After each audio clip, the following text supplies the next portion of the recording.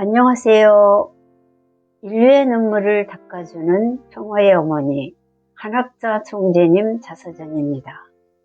오늘은 149쪽에서부터 시작하겠습니다.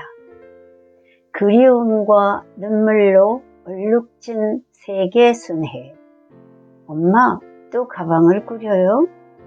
나는 선뜻 대답하지 못합니다.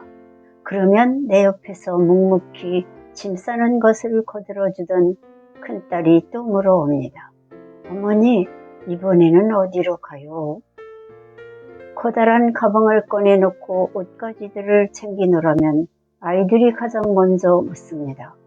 아이들은 엄마가 늘 곁에서 놀아주고 보듬어주기를 바라지만 나는 아이들과 함께하지 못하는 날이 더 많았습니다. 사람을 만나는 일, 교회 일, 지방 순회 등 해야 할 일들이 나를 붙들고 놓아주지 않았습니다. 바다 건너 외국에 나가는 일은 짐을 싸려고 가방을 꺼내는 것부터가 고달픔의 시작이었습니다. 여행은 즐거운 일이지만 미션을 갖고 출발하는 여행은 집을 떠나는 순간부터 긴장과 더불어 고생이 시작됩니다. 호화찬란한 대궐에 머물더라도 자기 집이 아니면 마음은 불편합니다. 불편한 대궐보다는 작고 옹색하더라도 자신의 모두막에서 편안히 살아가는 것이 더 마음 편합니다. 더욱이 단순한 여행이 아니라 사명을 띠고 나서는 발걸음은 무거울 수밖에 없습니다. 나는 1960년 성혼 이후 편안한 내 집에 머물러 있던 적이 드물었습니다. 수전선 아래의 작은 마을에서부터 외로운 섬마을까지 전국을 다니며 식구들을 만나고 행사와 강연에 참석하느라 마음 편히 쉰 날이 없었습니다. 바다를 건너면 일본을 시작으로 아시아와 유럽, 미국, 남미, 아프리카까지 전 세계를 순회했습니다. 하나님의 말씀을 들려주기 위해 낯선 사람들과 낯선 땅을 내 형제 자매, 내 집으로 여기며 찾아다녔습니다. 세계 순회를 떠나면 힘든 일과였음에도 새로운 도시에 도착할 때마다 잠깐 짬을 내서 그림 엽서를 샀습니다. 밤 12시가 넘어 일이 끝나면 나를 기다리는 아이들에게 편지를 썼습니다. 효진아, 보고 싶구나. 언제나 불러보고 생각나고 달려가 안아주고 싶은 착하고 귀엽고 사랑스러운 아들이구나. 효진아, 일시 떨어져 있긴 하지만 너희는 행복한 하늘의 아들이요 딸이다. 우리의 효자 효진, 하늘의 효자요 땅의 효자요 온 우주의 효자, 효자의 본이 될 우리의 착하고 슬기로운 효자. 효진, 사랑한다. 아빠와 엄마는 뜻을 따라 항상 바쁜 생활로 너희와 지내는 시간이 적어 무척 아쉬우나 엄마도 아빠도 네가 있으므로 든든히 생각한다. 효진아, 넌 보통 아이들과 다르단다. 다른 아이들과 어울리더라도 너의 근본을 하늘의 품위를 손상시켜서는 아니 된다. 아빠 엄마는 항상 너를 자랑스럽게 생각한단다. 머지않아 다시 만나게 될 때 아빠 엄마 많이 깜짝 놀라게 해줄래? 아빠 엄마는 너에 대한 큰 꿈이 있단다. 엄마는 기다리고 항상 기도한단다. 건강하여라. 안녕. 1973년 5월 12일 미국 벨베디오에서. 나는 여러 공적인 일로 아이들과 다정한 시간을 보내지 못하는 것이 늘 마음에 걸렸습니다. 그럼에도 아이들은 의젓하게 잘 자라 주었습니다. 언젠가 큰아들 효진이가 신문사와 인터뷰를 했습니다.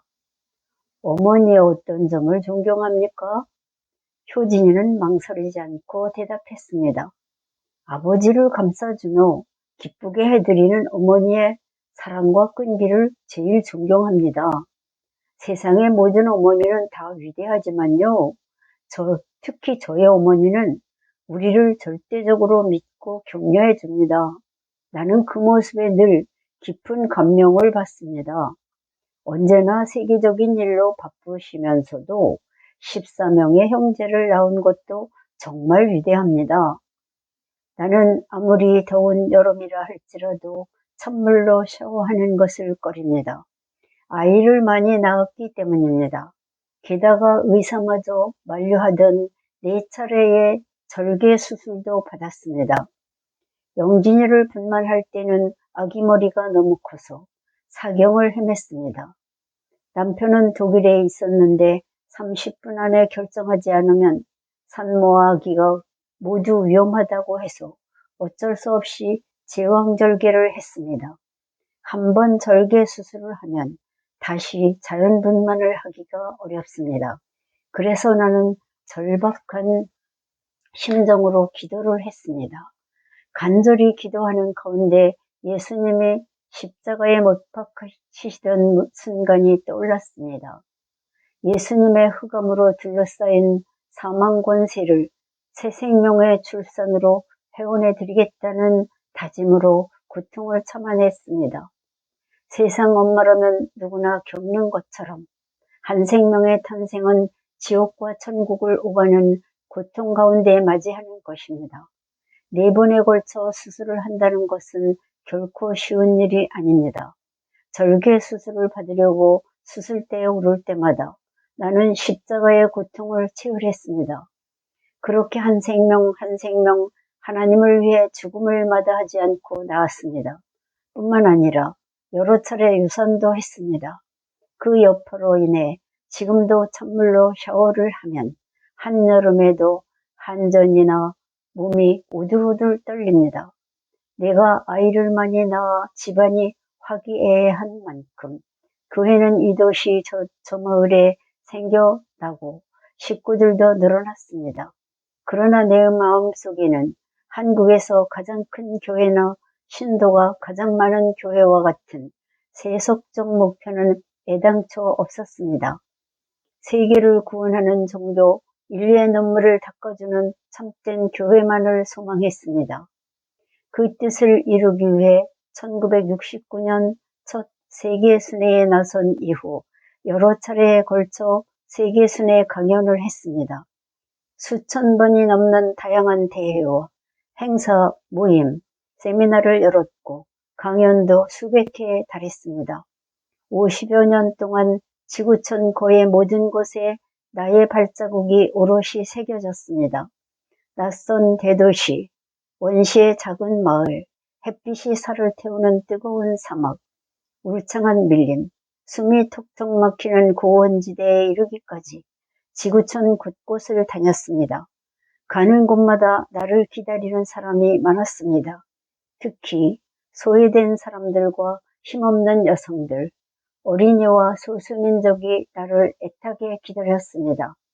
힘이 들더라도 내가 한 걸음 내디딜 때마다 그만큼 그들에게 평안을 줄 수 있고 평화가 온다는 것을 알기에 어젯밤 집에 돌아와 피곤한 몸을 누일 시간도 없이 오늘 새벽에 다시 길을 떠났습니다. 낯선 도시의 호텔에 들어가 2시간 의자에 앉아 있거나 공항 빈 의자에 등을 기댄 채 잠시 눈을 붙인 후 길을 나선 적이 한두 번이 아니었습니다. 가방을 풀어보지도 못한 채 나를 기다리는 사람들을 만나기 위해 다시 길을 재촉했습니다. 공산국가에 처음 들어가 강연할 때는 살아있는 사람보다 죽은 영혼들이 더 많이 나를 찾아왔습니다. 나 홀로 크로아티아에 갔을 때는 그 일대가 한창 전쟁 중이었습니다. 호텔방에 들어서는 순간 억울하고 비참하게 죽어간 영혼들이 구원받기 위해 나를 기다리고 있었음을 알았습니다. 그 영혼들을 회원시켜주기 위해 밤새 기도를 올렸습니다. 아프리카에 갈 때는 매번 말라리아 예방약을 먹었습니다. 한 번은 처방이 잘못되어 후유증이 몹시 심했는데 그대로 말라리아를 앓고 고열에 들떠 고통을 겪었습니다. 그러나 치료는 언감생심이었고 계획된 순회 일정을 모두 마치기 위해 정신없이 다니다 보니 어느샌가 말라리아는 사라지고 없었습니다. 1996년 가을에 열린 볼리비아 행사는 잊히지 않습니다. 수도 라파스는 세계에서 가장 높은 고산도시 중 하나인데 그 높이가 해발 4,000m나 됩니다. 토박이가 아닌 이상 누구라도 산소 부족으로 고산병에 시달릴 수밖에 없습니다. 1시간 가까이 강연을 해야 했기에 산소통을 옆에 놓고 연단에 올랐습니다. 그런데 설상가상으로 강연대가 흔들거려 살짝만 기대도 쓰러질 것 같았습니다. 힘센 직원이 붙들고 서 있어야만 했습니다. 사람들은 근심스레 나를 바라보았지만 나는 강연 내내 미소를 잃지 않았습니다. 속이 울렁거리고 갑작스레 두통도 찾아오고 다리가 후들거리는 것쯤이야 얼마든지 이겨낼 수 있었습니다. 이를 악물고 쓰러지기 직전까지 버텨냈습니다. 저분은 정말 하나님이 보내신 분이다. 놀라움과 함께 칭송이 자자했습니다. 강연은 성황리에 끝났고 저녁에 열린 축승회에서 나는 참석한 식구들의 손을 한 명 한 명 따뜻하게 잡아주었습니다. 나를 만나기 위해 멀리서 온 귀한 손님과 식구들을 내 몸이 힘들다 하여 무덤덤하게 대할 수 없었습니다.